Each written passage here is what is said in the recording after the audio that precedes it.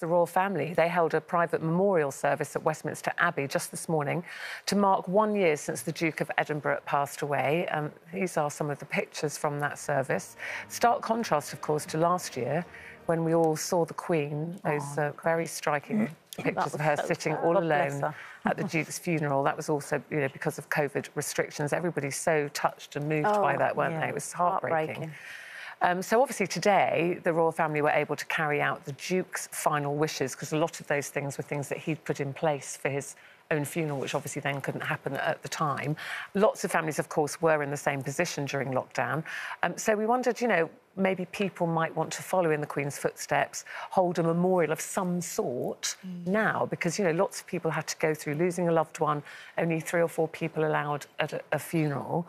And would it be something now, 2 years on, that you think we need to give them a send-off? I think it's quite nice to do something now, or do you think it's too far down the road? I think it's nice when people want to do that. I personally don't want to do that. I wouldn't want to do that. Too much. It's just too painful for me. You know, to go through it in the first place is so painful, you know, and when I'm reminded of Bernie passing away, you know, whether it's the anniversary of her death, or it's her birthday, or it's this, that and the other, it's just so painful, like, because I think of her every day. So I don't want to go back and remember the time we lost her and how heartbroken we were then and still are to a degree. But you did have... we managed, Bernie organised it all, as we know.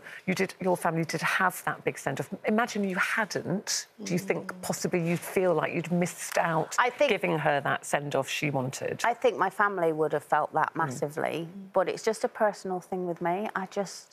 Would you, Linda? Would you like to do it if you hadn't managed to do a funeral? We lost my husband's dad during the first lockdown, so obviously there was only a few of us allowed to go to the funeral. And then Lauren lost her dad in August last year, but I mean, we were all able to go to the funeral then, but we did, on his birthday, which was February the 11th, we all had a little celebration and we all got together and she let off some balloons with the kids and everything. So that was really nice. But a lot of people obviously weren't allowed to go to funerals, and that must have been really difficult. Bad. I think, again, it was hard, Judy, wasn't it, for people? The first thing you want to do if someone dies is rush around and be with their loved one, don't you? The person who's lost that, whether it's your mother, father, sister, brother, friend... You know, and so many people were denied that. Yeah, definitely. And for me, culturally, it's just...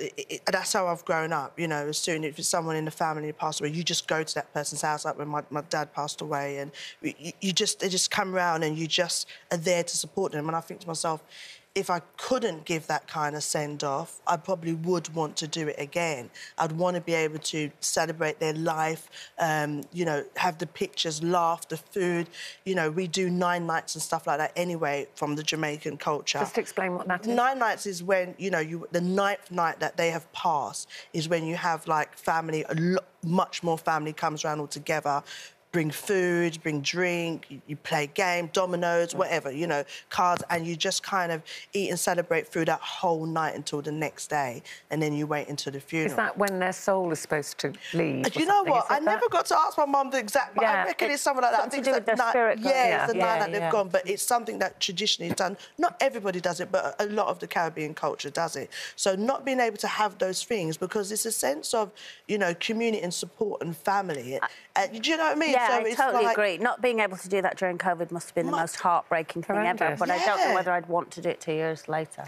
See, I was so traumatised at my sister's funeral, you know, that I feel that I didn't celebrate it, that now, a few years on, that I might be able to celebrate her life, you know, without it feeling so painful. I don't know. You don't know until you do it, do you?